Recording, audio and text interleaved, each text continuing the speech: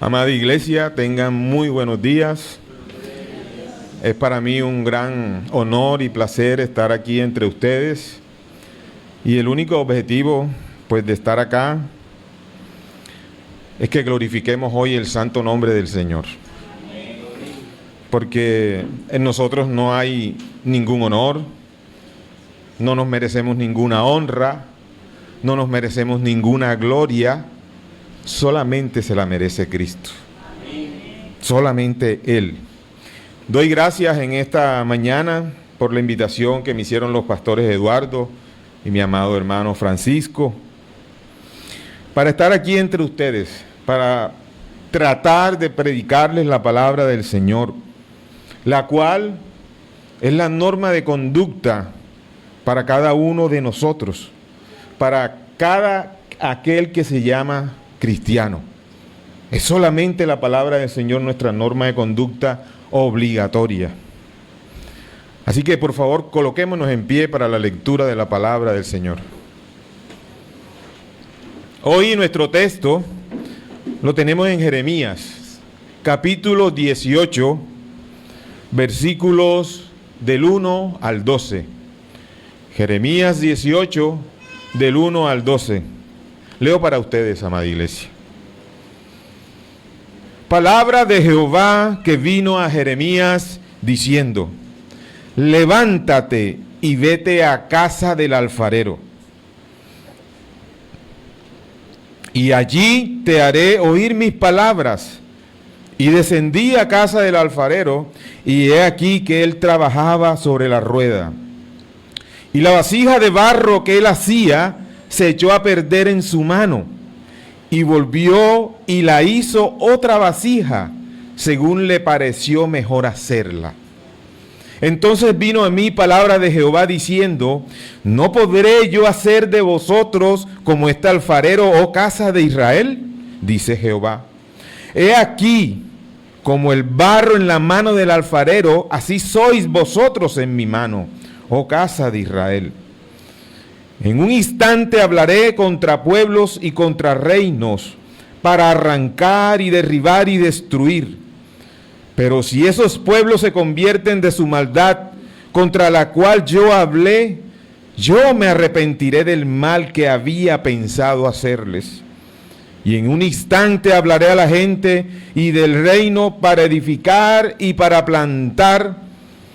Pero si hiciere lo malo delante de mis ojos, no oyendo mi voz, me arrepentiré del bien que había determinado hacerles.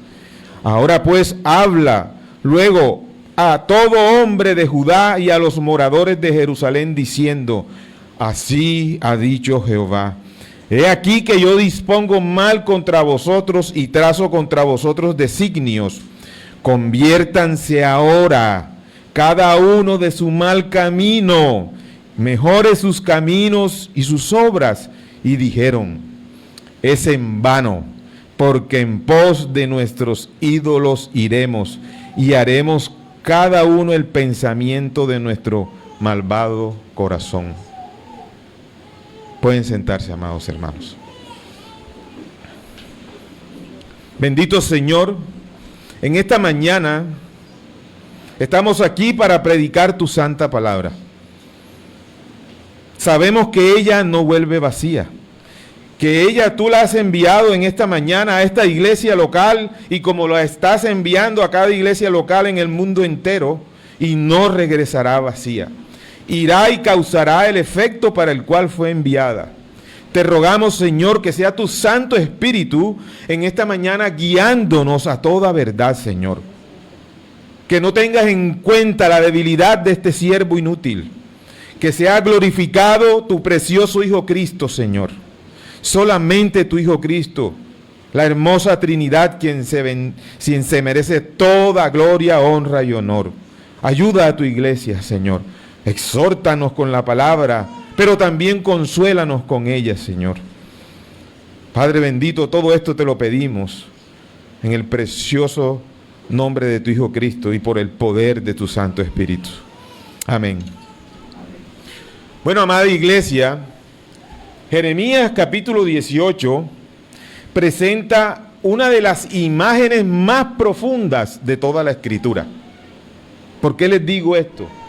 Miren, aquí Dios como el alfarero y su pueblo es como ese barro que siempre ha sido. El contexto es el tiempo previo al juicio que vendría sobre Judá por causa de su idolatría. Este es el contexto del pasaje, porque había una dureza, había una rebeldía persistente en ese pueblo que siempre había sido beneficiado por la mano poderosa del Señor. Siempre. Entonces Dios envía a su profeta Jeremías y le dice: Jeremías, ve a la casa del alfarero, no solamente para mostrarle una escena cotidiana, sino también para revelarle a Jeremías una verdad espiritual. Ese fue el propósito del Señor al enviar a Jeremías, su profeta, a la casa del alfarero. Bueno, este pasaje también, iglesia, hoy debemos entenderlo dentro de la historia de la redención como una revelación de la soberanía de Dios para con el pueblo del pacto. Quiero que tengamos estos matices en mente al momento del desarrollo del sermón. Ahora, el contexto histórico también nos plantea que Jeremías ejerció su ministerio profético aproximadamente entre los años 627 y 586 a.C. Durante los últimos años, el reino de Judá fue fiel. Aunque hubo una reforma religiosa bajo el rey Josías, el corazón del pueblo, a pesar de este rey haber sido fiel al Señor y haber quitado todos aquellos altares de adoración que hicieron en los montes altos, este pueblo aún seguía teniendo un corazón endurecido, a pesar de la fidelidad del rey. Cuando él muere, Judá se volvió rápidamente a la idolatría y nuevamente constituyeron lugares de adoración a ídolos en los montes altos. Esperaron que muriera el rey. Entonces, este es el momento en que Dios envía el profeta a la casa de ese alfarero, como ya les comenté, y le da al profeta una lección visual, y él, mientras que observa al artesano rehacer una vasija de barro que se dañó en sus manos, Dios declara que tiene el mismo derecho soberano sobre Judá, y sobre todos nosotros, amada iglesia. El mensaje llega en un momento en que el juicio de Dios por medio de Babilonia se acercaba. Ya estaba cerca.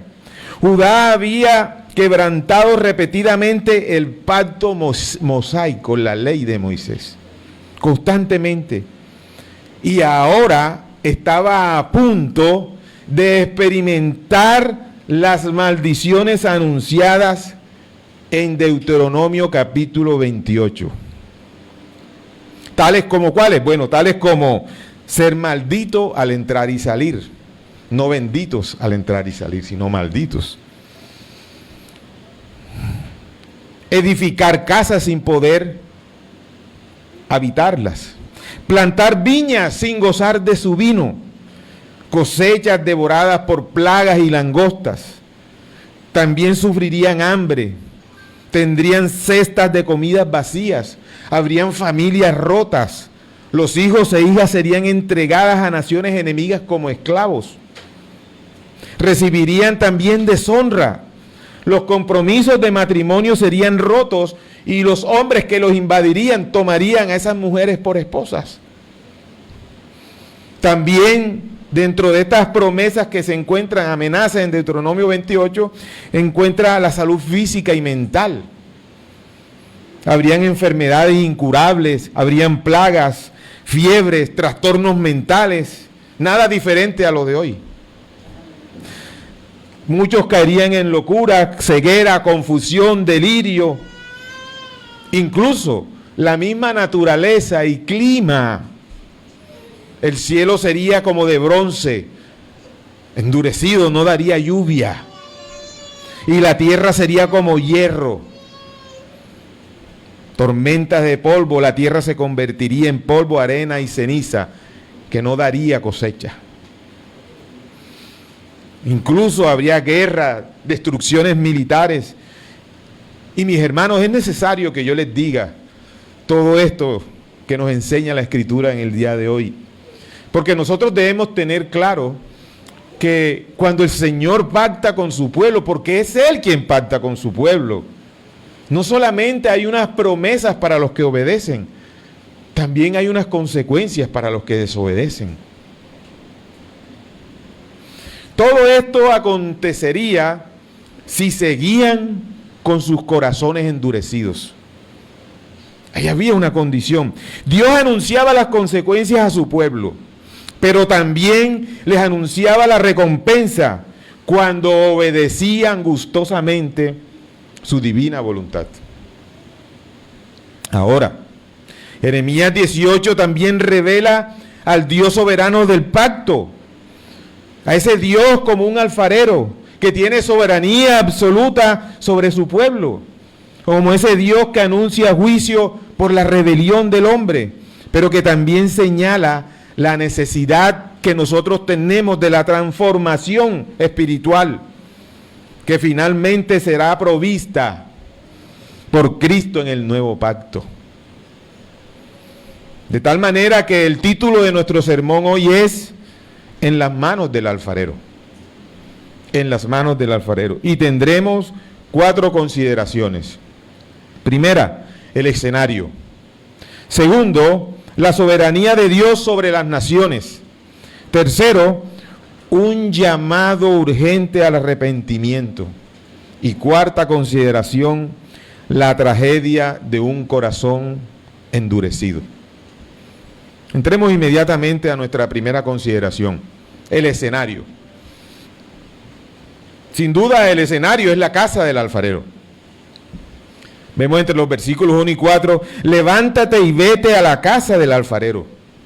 Miren, Dios no comienza aquí con un discurso teórico. Dios no comienza a hablar en un lenguaje que nadie entienda. De hecho, viene enseñando a su pueblo a través de los medios normales que una persona puede entender. Jeremías debía aprender mirando. En el Antiguo Testamento, el barro era una figura de fragilidad y dependencia. Esto era el barro. El alfarero tenía el control absoluto sobre la vasija que estaba moldeando en sus manos. El texto dice que el barro se echó a perder en la mano del alfarero y él volvió a hacer otra vasija según le pareció mejor hacerla. Ahora, la expresión hebrea que da la idea de algo dañado o arruinado durante el proceso nos dice lo siguiente: el problema no estaba en la habilidad del alfarero para moldear la vasija de barro. El problema estaba en el barro mismo. Y esto nos deja una gran enseñanza a nosotros. El alfarero no desecha el barro, y esto es lo más hermoso.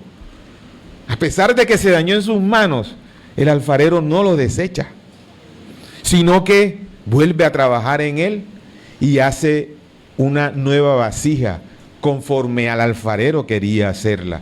Ahí vemos la soberanía del Señor. Y esto trae para nosotros también una implicación práctica, amados hermanos. El alfarero todo lo ha hecho bien. Y no solamente bien, lo ha hecho bien y en gran manera. Siempre.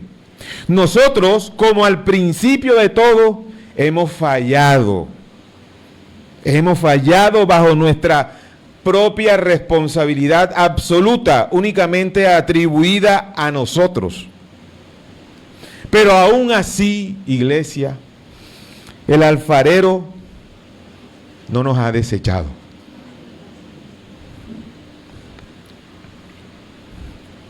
Aquí estamos, hoy como pueblo, o no, aquí estamos. No nos ha desechado. Más bien, nos ha preservado.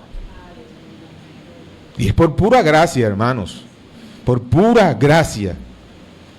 Entonces podemos decir, sin duda alguna, que aquí vemos tres grandes verdades.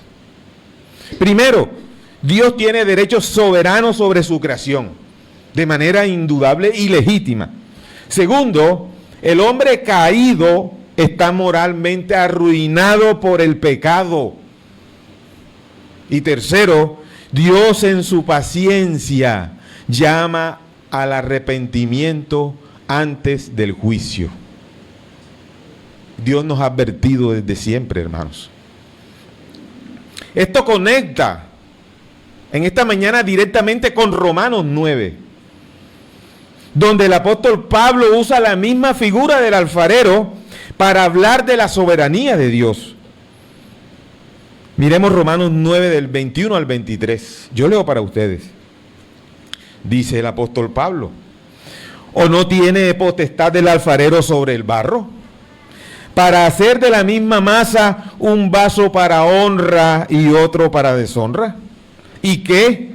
Si Dios, queriendo mostrar su ira y hacer notorio su poder, soportó con mucha paciencia los vasos de ira preparados para destrucción, y para hacer notorias las riquezas de su gloria, las mostró para con los vasos de misericordia que Él preparó de antemano para gloria. Dios es soberano, iglesia. Definitivamente todos los vasos merecían ser hechos para ira, pero el Señor, en su condescendencia y amor inentendible por lo menos para mi mente, escogió a unos para la gloria. Amados, siendo nosotros vasos de misericordia, por la sola gracia de Dios, que es a través de Jesucristo, miren, nosotros debemos correr apresuradamente a los pies del alfarero. Esta mañana debemos correr a sus pies. No podemos ni debemos quedarnos hundidos ante la mazmorra permanente de nuestros pecados. Esa mazmorra, que es ese remanente pecaminoso que nos ha quedado. Tú y yo no nos podemos quedar hundidos en eso, si somos sus hijos.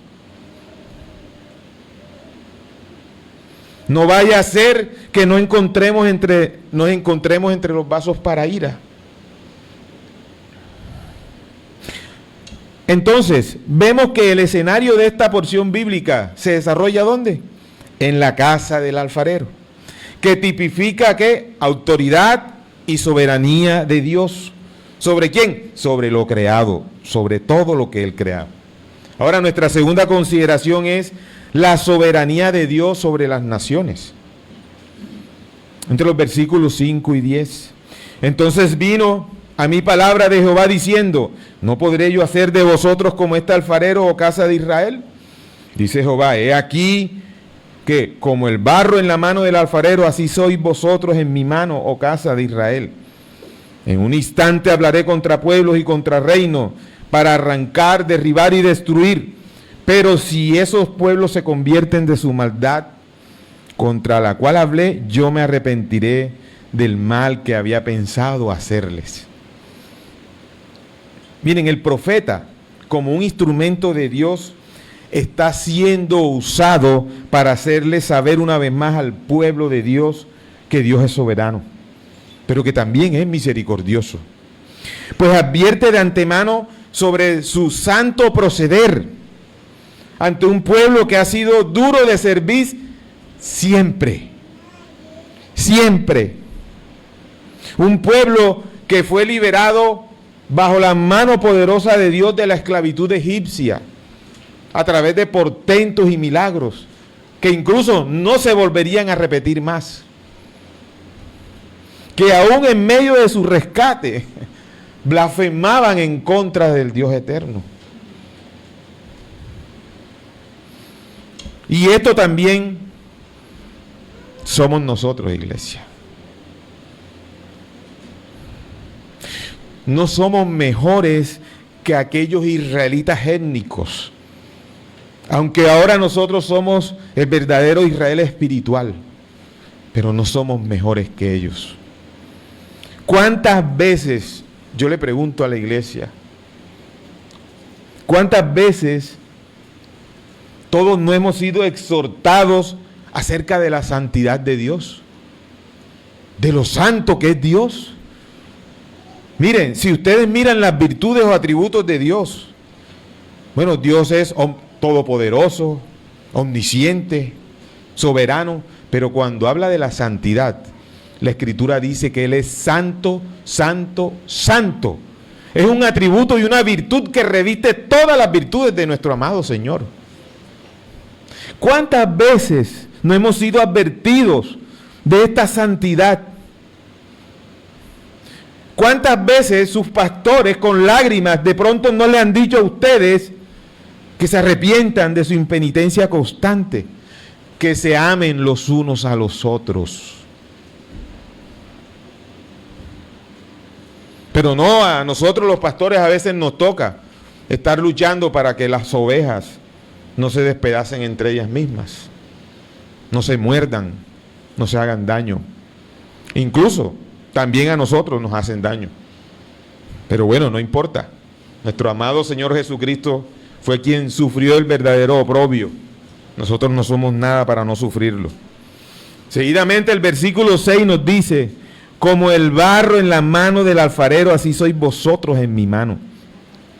Miren, y este es el centro del pasaje. Dios declara que tiene autoridad sobre Israel y sobre todas las naciones. Él levanta, Dios derriba, Dios planta, Dios destruye, conforme a su justicia perfecta. Porque la justicia nuestra no es como la de Dios, mis amados. La justicia de Dios es perfecta. Él es justo por naturaleza. Isaías 14:27, ¿qué nos dice? Porque Jehová de los ejércitos ha determinado, ¿y quién lo impedirá? Y su mano extendida, ¿quién la hará retroceder? Amada iglesia, se nos olvida con tanta frecuencia también esta otra virtud de Dios, y es que Él es todopoderoso. Nada hay ni habrá que detenga su santa voluntad. Él dijo y Él hará. Y por eso es que Dios es fiel.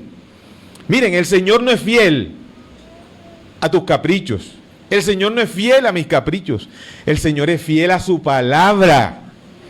Ahora, si tú quieres experimentar la fidelidad de Dios, tienes que ser obediente a su palabra.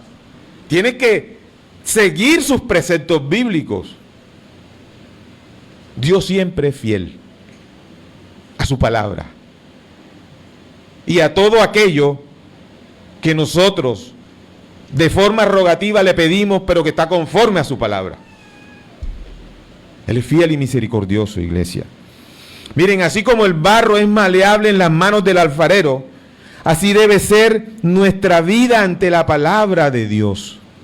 Y qué bueno que hoy en la escuela se enseñaba algo acerca del discipulado, y es que nosotros debemos también ser enseñables, ser moldeables, maleables. Cuando un siervo de Dios se sube al púlpito a enseñarle a ustedes con fidelidad la palabra del Señor, lo que más anhela es que ustedes sean obedientes a la palabra del Señor, no al siervo que está aquí, a la palabra del Señor. Pero muchos tienen argumentos propios, no se dejan moldear por la palabra, no son enseñables. Miren, lo que no hace la palabra del Señor, no la puede hacer ninguno de los pastores de aquí. Porque el poder de la palabra está en la propia palabra. Y es el Espíritu Santo quien la aplica en cada uno de nosotros. En nosotros no hay ningún poder, amados. El poder es de Dios. Nosotros somos solamente instrumentos que Dios por misericordia usa cuando quiere, pero en nosotros no hay ningún poder. No hay ningún pastor hoy que sea el ungido. Somos siervos inútiles porque hacemos lo que Dios nos mandó a hacer. Porque nosotros no tenemos la facultad de cambiar nada de lo que está en las Escrituras. Tenemos que decir lo que está en las Escrituras y que Dios nos guarde cuando queremos enseñarle a la iglesia algo que no está en las Escrituras, porque daremos cuentas al Señor. Así que en nosotros no hay ningún poder, absolutamente ningún poder. Ahora, si tú eres creyente, mi amado hermano, hay una promesa de Cristo. Y Él dice que su iglesia prevalecerá. Que las puertas del infierno temblarán, pero no porque ellos nos estén persiguiendo, sino porque su iglesia las derribará por el poder de Cristo, no por nosotros. En nosotros no hay ningún poder. Quiero que lo tengamos claro, el poder está en su santa palabra, que es aplicada por medio de su Santo Espíritu. Y si de tu boca sale su palabra y el Espíritu Santo la aplica, ¿de quién es el poder y la honra? De Dios, no tuya ni mía. Somos simples instrumentos. Entonces, así como el barro es maleable en las manos del alfarero, así debemos ser nosotros. Si queremos ser beneficiados de su gracia, de su misericordia, de su amor. Miren, el corazón de piedra, que no podía ser moldeado por ninguno de nosotros, ni cambiado por ninguno de nosotros, porque éramos incapaces de hacerlo, mis amados, porque no podíamos ni queríamos, porque nos deleitábamos en los placeres inmundos y temporales de este mundo. Así que nos conviene la santa soberanía del alfarero, porque Él es el único que cambia el corazón de piedra por uno de carne. Él es el único que toma un corazón y lo hace enseñable. Él es el único que quita la rebeldía y te hace dócil como una verdadera oveja de Cristo. Él todo esto lo ha cambiado por pura gracia. Por pura gracia. Hoy tú escuchas la palabra del Señor y sientes que tu alma es edificada. Porque nadie puede ir a Cristo si el Padre no lo envía a Él. Así que no nos es válido tampoco decir que, no, yo soy cristiano porque yo fui a la iglesia, a mí me nació ir a la iglesia. A nadie de aquí le nace ir a la iglesia, mi hermano. Es el Señor quien pone el querer como el hacer por su buena voluntad. Nosotros éramos esclavos del pecado, estábamos vendidos al pecado y no queríamos hacer lo bueno. Entonces, es solamente Dios quien transforma ese corazón de piedra en uno de carne y lo hace enseñable. Y esa es la única manera de que cada uno crezca y vaya creciendo para llegar a la estatura del varón perfecto que es Cristo. No hay otra manera. Nuestros corazones ahora deben amar lo que Dios ama y deben aborrecer lo que Dios aborrece. Si tienes un corazón enseñable, un corazón que se ofende cuando ofenden a Dios, que se duele cuando ofenden a Cristo y que también se duele cuando ofenden a su Santo Espíritu. Por eso también se debe decir que el texto de esta mañana, iglesia, introduce algo importante y es el llamado al arrepentimiento. El texto nos los plantea. Nos da dos principios divinos y los encontramos en los versículos 7 y 8. Ya que vemos un requerimiento, si una nación se arrepiente, Dios detiene el juicio. Dice el versículo 8, pero si esos pueblos se convierten de su maldad, contra la cual hablé, yo me arrepentiré del mal que había pensado hacerles. Bueno, y aquí debemos hacer también unas precisiones. La palabra arrepentirse no significa de ninguna manera que Dios cambie de naturaleza o que el Señor se vio sorprendido por alguna situación nuestra y Él dice, bueno, ya no voy a hacer esto porque ya tú hiciste esto. El Señor no depende de nosotros, iglesia. La Escritura enseña claramente que Dios es inmutable, que la Escritura no se contradice en nada. Malaquías 3:6. Porque yo, Jehová, no cambio. Por esto, hijos de Jacob, no habéis sido consumidos. Aquí se trata de un lenguaje humano o de una figura retórico-literaria conocida como antropopatismo, la que se está utilizando hoy en este texto. ¿Para qué? Para atribuir emociones o sentimientos humanos a Dios. Miren, no podemos pretender que nuestras mentes finitas entiendan la mente infinita de Dios. El que nosotros encontremos en la Escritura estos términos como arrepentirse, créanme que Dios los inspiró por pura condescendencia, para que nosotros pudiésemos entender.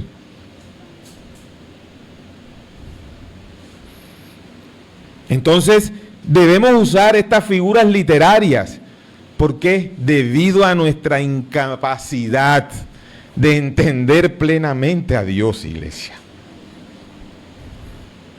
No quiero ni podríamos pensar que nuestras mentes finitas podrían entenderlo, como se los dije. Por eso acudimos a estas figuras, para poder entender el santo proceder de Dios. Pues de Él conocemos solo aquello que Él, en su condescendencia, ha permitido que conozcamos de Él. Y si alguien cree que conoce a Dios 100%, creo que ya está glorificado. Cosa que no es así. Lo que aquí también debemos entender es que Dios utiliza los medios ordinarios y los medios extraordinarios para que su providencia o actuar sea el vehículo que lleva consigo su voluntad para que ésta se cumpla plenamente. Si el Señor dice que si tú callas, hasta las piedras hablarán. Si el Señor hizo hablar hasta una burra, ¿qué no puede hacer el Señor, iglesia? Entonces podemos decir que Dios cambia su trato providencial con el hombre cuando el hombre cambia su conducta. Es decir, cuando el pecador cambia porque ahora tiene un nuevo corazón que es enseñable y que lo puso Dios mismo, entonces el proceder de Dios cambia. Ahora, mis hermanos, tengamos algo en mente. Estamos hablando de los pactos. Un pacto tiene sus consecuencias y también tiene sus promesas. Es decir, tiene una parte positiva y una negativa. Y las partes negativas que le pasan a ese pueblo desobediente ya estaban contempladas en el pacto. Así que Dios no se inventó nada. Lo que pasa es que nosotros, a veces, generalmente, queremos rehuir de nuestras responsabilidades. Porque el Señor no es culpable de nuestro mal proceder. Porque nosotros no somos títeres del Señor. El Señor no nos hizo como unos títeres, amados. Somos corona de su creación. La gran diferencia es que aquellos que no tienen un corazón de carne, simplemente tienden única y exclusivamente a hacer lo malo. Pero cuando ya tú tienes un corazón de carne, has sido regenerado por la maravillosa obra del Señor a través de su palabra y aplicación que hace el Espíritu Santo, ya tú puedes discernir en qué parte del pacto quieres cumplir o no, y sabrás sus consecuencias. Por esto es que debemos decir que Dios siempre ha sido justísimo, justo, pues cada vez que Él establecía un pacto, Él lo sellaba Él mismo lo sellaba, anunciando de antemano que sería la sangre de su Hijo el único precio que satisfacería el cumplir ese pacto. Cristo es y siempre ha sido, fue las arras que Dios prometió en el pacto. Él sabía, amados, que el hombre fallaría. Miren, recordemos el pacto que hizo con Abraham. Después de que Abraham dividió los animales sacrificados, Dios lo hizo dormir. Y fue él caminando entre los restos sacrificados quien selló el cumplimiento de ese pacto. Y ese sello era la sangre de su Hijo Cristo. Dios hizo eso por nosotros, amados. Era su sangre. Sangre que te limpió a ti y que también me limpió a mí por una vez y para siempre. Por una vez y para siempre. Miren, sangre que nos constriñe amorosamente para que caminemos en santidad en un mundo que está perdido en sus vanidades y pecados intolerables. Y esa preciosa sangre, amados, cabe anotar que no la podemos tomar como un amuleto. No podemos estar diciendo la sangre de Cristo. O sea, cada vez que pecas, entonces matas a Cristo para echarte nuevamente sangre. No. Por una vez y para siempre, dice la Escritura, fuiste lavado. No necesitamos sacrificar más a Cristo para que su sangre nos haya redimido de la culpa del pecado. Por una vez y para siempre, iglesia. Ahora, entre los versículos 9 y 10 vemos que si una nación persevera en el pecado, pierde el bien prometido en el pacto. Lo que el pacto prometió, lo pierde. Versículos 9 y 10. Y en un instante hablaré de la gente y del reino para edificar y para plantar. Pero si hiciere lo malo delante de mis ojos, no oyendo mi voz, me arrepentiré del bien que había determinado hacerles. Nuevamente la figura literaria. Esto nos enseña que las bendiciones de Dios no deben producir confianza carnal ni presunción, mis hermanos. Israel pensaba que por ser el pueblo del pacto jamás sería juzgado. Ellos pensaban eso, o sea, se creían al nivel de Dios. Pero ellos mismos ignoraban que ese pacto prometía consecuencias ante la desobediencia. Y es que Dios muestra que la obediencia importa. La obediencia importa y mucho, iglesia. Mucho. Porque toda falsa seguridad y religiosidad de nosotros atenta en contra de la soberanía de Dios. No basta, iglesia, con pertenecer a una comunidad religiosa. No. No basta con tener una tradición. No basta con conocer una doctrina de manera externa. ¿Y saben por qué? Porque Dios mira el corazón. No basta que tú digas que eres creyente, que vengas los domingos a la iglesia, si de lunes a sábado te comportas como un impío. Nuestro cristianismo se tiene que reflejar cada día de nuestra existencia, mis amados. Cada día de nuestras existencias. Que seas conocido porque das un buen testimonio del evangelio que te predican en tu iglesia local. Porque si no, ¿de qué manera aquellos que no conocen de Cristo tendrán algún tipo de interés por el evangelio de Cristo? Al contrario, seremos vergüenza para el evangelio de Cristo. Mis hermanos, podemos engañar a los pastores, incluso nos podemos autoengañar nosotros mismos, pero ¿saben qué? A Dios no le engaña a nadie. La Escritura dice que incluso el Señor conoce las intenciones de nuestros pensamientos. De nuestros pensamientos, ni siquiera estamos hablando de la ejecución del pecado de manera material. Así que al Señor no lo engaña a nadie. No nos engañemos. Vayamos a la tercera consideración. un llamado urgente al arrepentimiento.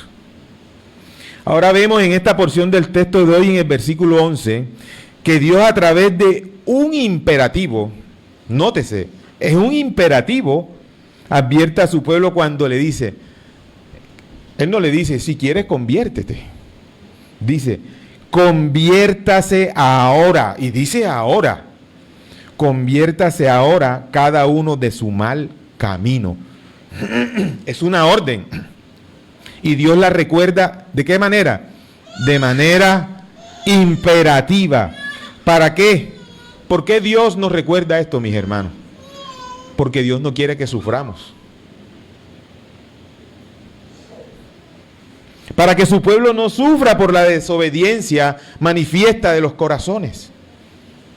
Él dice, conviértase ahora. Aunque Dios anuncia juicio, todavía extiende misericordia.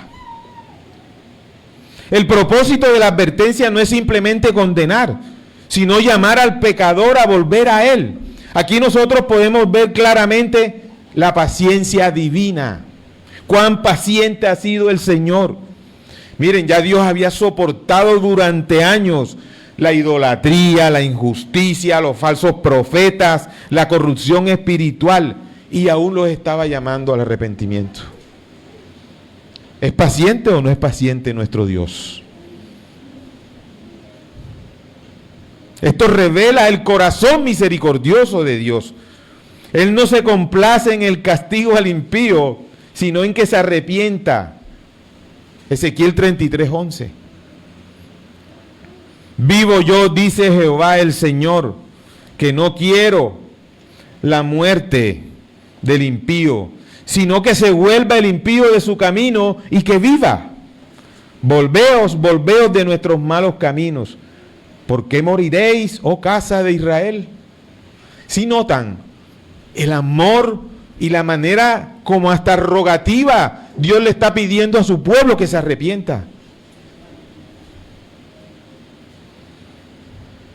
Miren, Dios no quiere la muerte de ninguno. Más bien Dios quiere que todos se arrepientan y tengan vida eterna, pero sabemos que no será así. Lastimosamente, muchos, como aquel pueblo religioso que se jactaba de su etnia, que se jactaba y aún lo hace de su descendencia, que decían que su padre era Abraham, ellos se vestían con ropas blancas de lino fino, pero eran sepulcros blanqueados. Tuvieron entre ellos a quien hoy reina con todo poder y autoridad a la diestra del Padre, y no lo quisieron reconocer.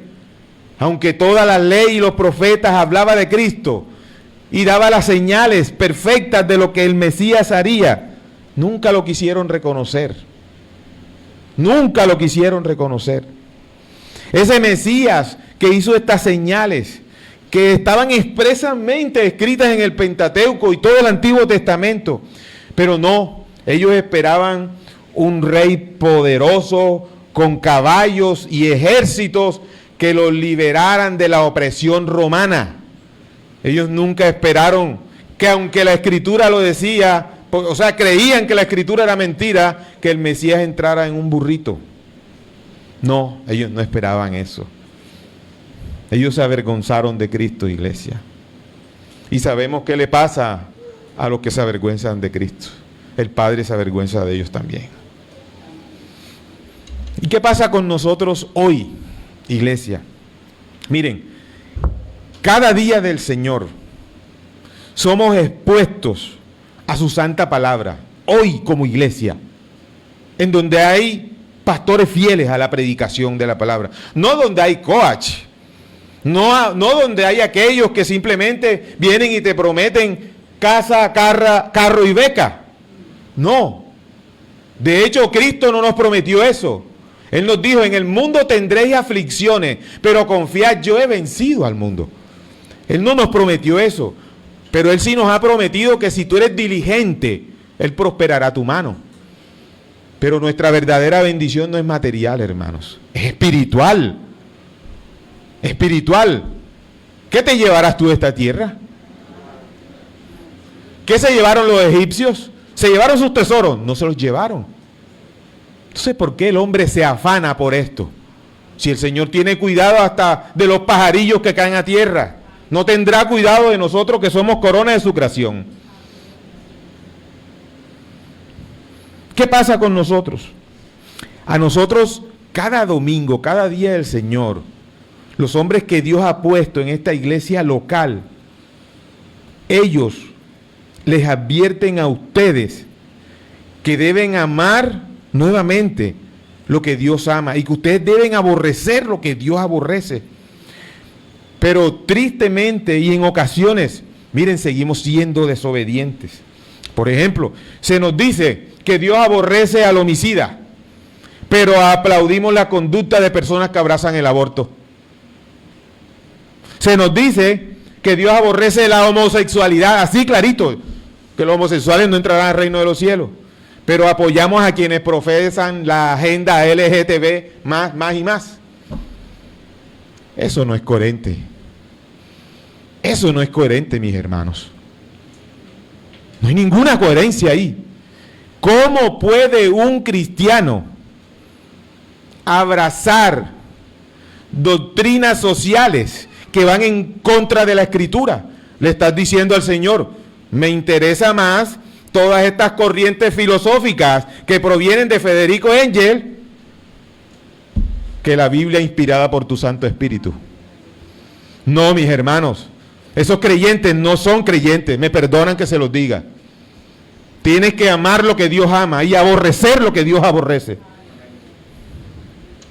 El único camino justo para ti y para mí es el que Dios ha trazado.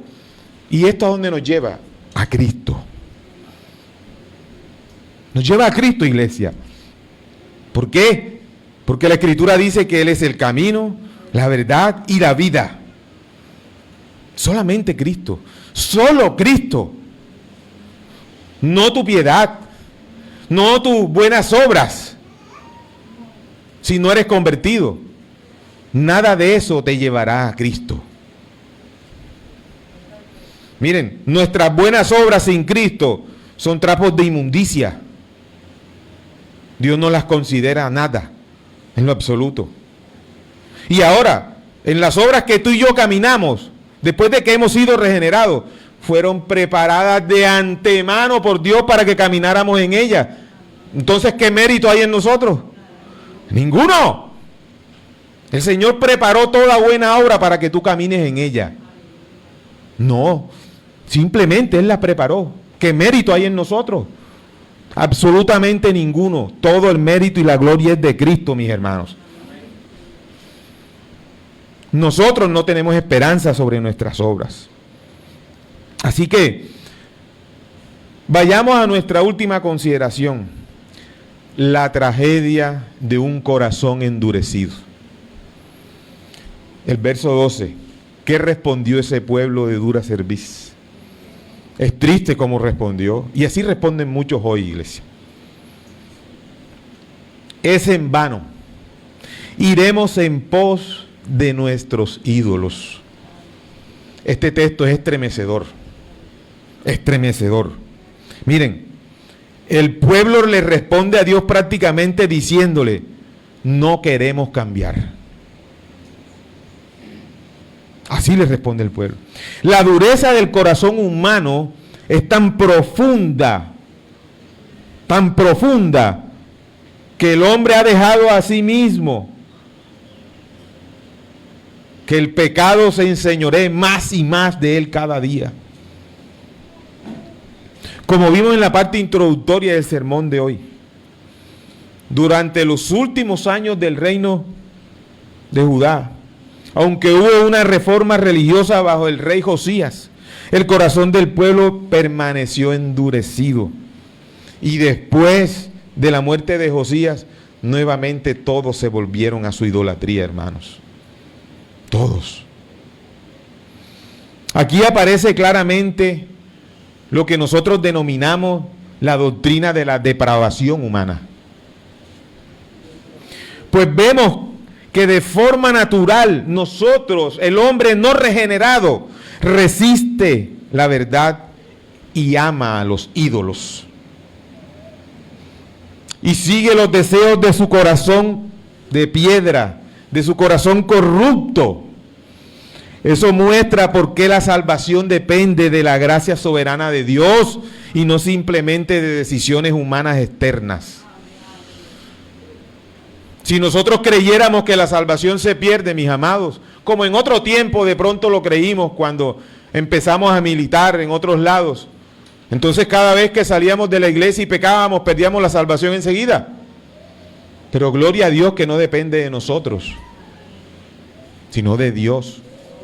Ahora, el que tú y yo seamos salvos por gracia no es una licencia para que pequemos de manera impenitente, no. Porque los que son salvos caminan como salvos. Los que son de la carne hacen las obras de la carne, pero los que son del Espíritu hacen las obras del Espíritu. Así que la gracia no se trata de abusar de ella. Porque si tú sigues caminando desordenadamente, nunca fuiste salvo. Si no te arrepientes de tus pecados, nunca fuiste salvo. Queridos hermanos, Dios siempre ha sido bueno, y lo repito, y lo seguirá siendo eternamente. El texto de hoy demuestra que nosotros tuvimos una tendencia natural para desobedecer a Dios. Nos parecía bueno complacer sin límite nuestras maldades y deseos pecaminosos. Por eso ningún ser humano puede endilgarle a Dios injusticia alguna. Que Dios nos guarde y nos libre de decir que Dios es injusto, hermano. Porque todos nosotros merecíamos era el infierno. Lo merecíamos.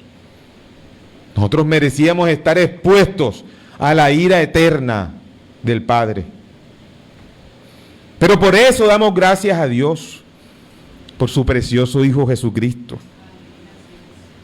¿Por qué? Porque en Él fuimos bendecidos con toda bendición espiritual en lugares celestiales. Por pura gracia ahora somos salvos y no es don de nosotros para que ninguno de nosotros se jacte. Es don de la hermosa Trinidad para que ninguno de nosotros nos gloriemos, sino que alabemos esa preciosa obra expiatoria de nuestro amado Redentor, Cristo. Tengamos algunas aplicaciones, mis amados. Miren, hoy Dios sigue formando vasijas. Dios lo sigue haciendo. Amados, hoy Dios aún disciplina.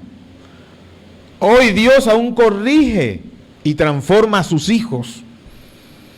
Muchas veces el quebrantamiento del proceso del alfarero es en el horno, donde también es quitada la escoria que estorba el proceso de santificación progresiva en cada uno de nosotros. Las pruebas, iglesia, no significan abandono de Dios. ¿Oyeron? Las pruebas no significan abandono de Dios. La mayoría de las veces las pruebas son la misma mano de Dios moldeándonos. Esas son las pruebas. Otra aplicación. El arrepentimiento verdadero cambia el rumbo. Miren, el mensaje de Jeremías sigue vigente. Hoy sigue vigente. Pues el pecado que trae juicio. Y Dios que muestra misericordia. Sigue vigente. Al que se humilla, Cristo lo recibe. Miren, Cristo mismo comenzó su ministerio diciendo: arrepentíos porque el reino de los cielos se ha acercado. Otra aplicación. El mayor peligro es endurecerse. El versículo 12 de nuestro texto de referencia es el retrato hoy día de muchos corazones que oyen la verdad, que conocen el evangelio, pero prefieren seguir sus propios caminos.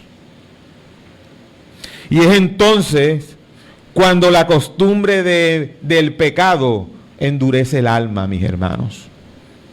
Por eso Hebreos 3 del 7 al 8 nos dice: por lo cual, como dice el Espíritu Santo, si oyeres hoy su voz, no endurezcáis vuestros corazones, como en la provocación en el día de la tentación en el desierto. Dios no cambia, amados. Él sigue amando a su pueblo. Dios, el soberano alfarero, tiene autoridad absoluta sobre las naciones y sobre cada vida. Sin embargo, en su misericordia, Él llama al arrepentimiento antes del juicio. Miren, cuando nosotros sufrimos las consecuencias de nuestros pecados, yo estoy seguro que Dios de antemano habló a nuestra conciencia a través del Espíritu muchas veces y nos decía que eso estaba mal. Y no hicimos caso. Pero como eres hijo, serás azotado. Y qué bien que seamos azotados, porque si no lo somos seríamos bastardos y seríamos abandonados en nuestros pecados. No seríamos hijos. Y finalmente, nuestra reflexión final, deberíamos circunscribirla a la siguiente pregunta. Y no es solamente qué hizo Judá, no es solamente que nos preguntemos qué hizo Judá, sino cómo está nuestro corazón hoy delante del alfarero. Preguntémonos, ¿somos barro dócil en sus manos o somos corazones endurecidos como piedras que insisten en seguir su propio camino?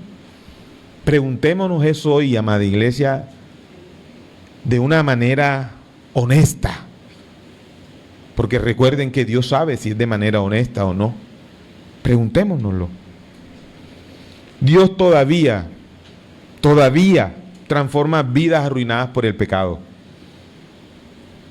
El Evangelio de Cristo muestra que el alfarero no solamente juzga, sino que también restaura. Miren, en Cristo los vasos quebrados pueden ser rehechos para honra y gloria de Dios.